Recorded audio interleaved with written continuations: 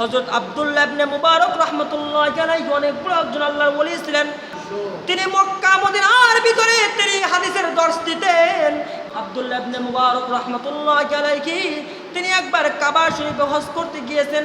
গিয়ে তিনি হজ করার পরে তিনি ক্লান্ত শরীরে ঘুমিয়ে যাচ্ছেন। ঘুমের ভিতরে দুইজন ফেরেশতা চলে আসছে। এক ফেরেশতা আরেক ফেরেশতাকে বলে, এবার হজে কি পরিমাণ লোক আসছে? এক ফেরেশতা বলতেছে 6 লক্ষ লোক আসছে। আরেক ফেরেশতা বলতেছে এই 6 লক্ষ লোকের ভিতরে আমার মনে হয় কারো হজই কবুল হবে না। আরেকজন বলতেছে ঠিক কথাই বলছেন, কারণ অনেক তো মানুষকে দেখানোর জন্য হজ করতে আমাকে হাজি বলবে, অনেকের এই টাকা ওই টাকা বিভিন্ন টাকা দিয়ে হজ করতে গিয়েছে, এই জন্য আমার মনে হয় কারো হজটা কবুল হবে না। কিন্তু একজন ব্যক্তি এমন আছেন যে ব্যক্তির বাড়ি হলো দামেস্কে, ওই ব্যক্তি হজে আসে নাই।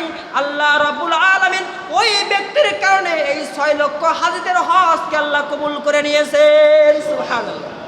আলী দামেস্কি, তার কারণে সে হজে আসে না, আল্লাহ তাকেও কবুল হজ দান করেছেন এবং তার কারণে আল্লাহ রাব্বুল আলামিন এই 6 লক্ষ হাজিদের হজকেও কবুল করে নিয়েছেন। আব্দুল্লাহ ইবনে মুবারক আশ্চর্য হয়ে গেলেন, লোকটা হজে আসে নাই, তারপরেও আল্লাহ তাকে কবুল হজের নেকি দিয়েছেন। শুধু তাই নয়, তার কারণে আল্লাহ 6 লক্ষ হাজিদের হজকে কবুল করেছেন। আব্দুল্লাহ ইবনে মুবারক যখন হজের কার্যক্রম কমপ্লিট করলেন, একটা পর্যায়ে তার মনের ভিতরে কৌতূহল হলো, আমি সেই দামেস্কে চলে যাব, সে আলীর সাথে আমি দেখা করব, গিয়ে তার থেকে খোঁজ নেব সে এমন কি আমল করছে, এমন কি কাজ করছে যার কারণে আল্লাহ রাব্বুল আলামিন 6 লক্ষ হাজিদের হজকে কবুল করেছেন। একটা পর্যায়ে অনেক কষ্ট করে অনেক দেশ সফর করে সে চলে গিয়েছে দামেস্কে। দামেস্কে গিয়ে খুঁজতে খুঁজতে ওই আলীর খোঁজ পেয়ে গিয়েছে। এই যে আলীর নামটা শুনছে কিসের ভিতরে? স্বপ্নের ভিতরে ফেরেশতারা জানিয়ে দিয়েছে। একটা পর্যায়ে বাজারের ভিতরে গিয়ে যখন শুনছে, শোনার পরে বলতেছে অমুক জায়গায় একজন মুচি আছে, মুচির কাজ করে, তাহলে মুচিও বড় আল্লাহর কাছে দামি হতে পারে কি পারে না? আল্লাহ রাব্বুল আলামিন কারো সম্পদ দেখেন না, কারো গোত্র দেখেন না, আল্লাহর কাছে মানুষের অন্তরটা হলো মেন।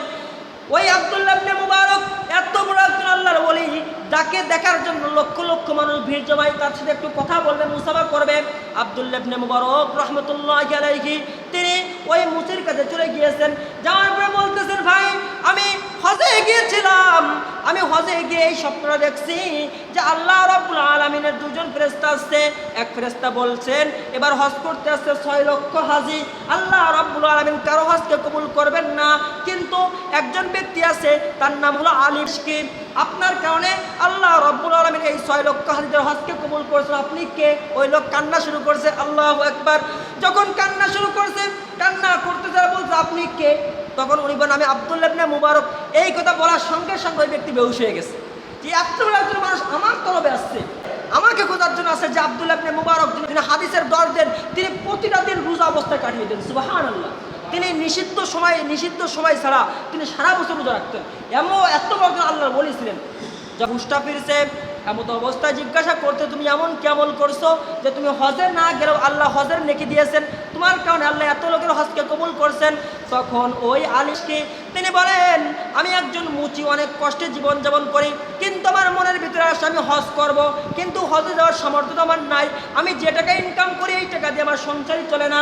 আমি মনে ইচ্ছা করে একটা পর্যায়ে স্ত্রীর সাথে পরামর্শ করে মনে মনে চিন্তা করলাম, আমি যে টাকা ইনকাম করি প্রতিদিন এখান থেকে 2 টাকা 3 টাকা 10 টাকা ইনকাম করলে 2 টাকা 3 টাকা আমি রেখে দেবো ব্যাংকের ভিতরে। যখন এই টাকাগুলো অনেক হবে তখন হজ করতে যাব। গুছাইতে ফিরে আমি 20 বছর 30 বছর পর্যন্ত গুছাইছি। একটা পর্যায়ে যে টাকাগুলো হয়েছে, এই বছর আমার ইচ্ছা ছিল আমি হজে যাব। এখন আমার স্ত্রী গর্ভবতী। আমার স্ত্রী যখন গর্ভবতী, গভীর নজরিতে আমার পাশের বাড়িতে কে যেন গোস্ত রান্না করছে, ওই গ্রানটা আমার বাড়িতেও চলে আসছে। আমার স্ত্রী যেহেতু গর্ভবতী, তার মনের আশা, আমার অন্য সন্তান যারা আছে তাদেরও মনের আশা যে একটু গোস্ত এনে খাইতে পারতাম। একটা পর্যায়ে আমি সন্তানকে চাইতে খুব লজ্জাও লাগছে, কিভাবে তার কাছে আমি গিয়ে চাবো। কিন্তু একটা পর্যায়ে সন্তানরা কান্না করতে, স্ত্রী আমাকে বুঝাইলো সামান্য পরিমাণ দেখো ওখান থেকে দেয় কিনা। তখন এই আলী দামেস্কি তিনি সঙ্গে সঙ্গে ঘর থেকে বের হয়ে চলে গেলেন, গিয়ে ওই বাড়ির সামনে গিয়ে আওয়াজ করলেন। সঙ্গে সঙ্গে যখন দরজা খুলে দেওয়ার পর আলী কি বললেন যে তোমরা কি গোস্ত পাকিয়েছে? বললো হ্যাঁ। বললে আমার পরিবারের ভিতরে আপনার যে রান্না করেছেন এই ধোঁয়াটা আমার বাড়িতে চলে গিয়েছে, আমার সন্তান কান্না করে, আমার স্ত্রী গর্ভবতী, তারও মনে আশা যদি একটু গোস্ত খাইতে পারতো, এখন আপনি কি একটু গোস্ত দিতে পারবেন? এটা বলার সঙ্গে সঙ্গে ওই বাড়িওয়ালারা কান্না করে দিয়েছে। তখন আলী দামেস্কি বলেন আপনারা কান্না কেন করেন? তখন তারা বলল, ও আলী দামেস্কি, আজকে 7টা দিন হয়ে গেল আমাদের ঘরে কোনো খাবার নাই, আমরা অনেক কষ্টে জীবনযাপন করি। হঠাৎ করে আমার বাড়িতে যেহেতু অনেকে খাবার খায় না, না খাওয়ার কারণে কান্নাকাটি করতেছে। আজকে রাস্তা দিয়ে যখন আমি যাচ্ছি, হঠাৎ করে একটা মৃত গরু মৃত একটা গরু, এই গরুটা মারা গিয়েছে। মরা গরুর গোস্ত তো খাওয়া যায় না, কিন্তু জীবন বাঁচানোর জন্য খাওয়া তো জায়েজ। এই জন্য ওখান থেকে কিছু পরিমাণ গোস্ত আমি কেটে আনছি, এনে ওই গোস্তগুলো রান্না করছি। ওই গোস্তগুলো আমাদের জন্য জায়েজ, কিন্তু আপনাদের জন্য জায়েজ হবে না। এই বলে যখন কান্না করেছেন আলী ইবনে দামেশকি, তিনিও কান্না করে বাড়িতে চলে গেলেন। যাওয়ার পরে হজের যে টাকাগুলো গুছিয়ে রাখছিলেন, ওই টাকাগুলো স্ত্রীর কাছে বললেন, স্ত্রী রে, আমি তো হজ করতে পারবো কি জানি না, কিন্তু আল্লাহ রাব্বুল আলামিন একজন বান্দা, একটা পরিবার বিপদে আছে, যদি তার সহযোগিতা করতে পারি।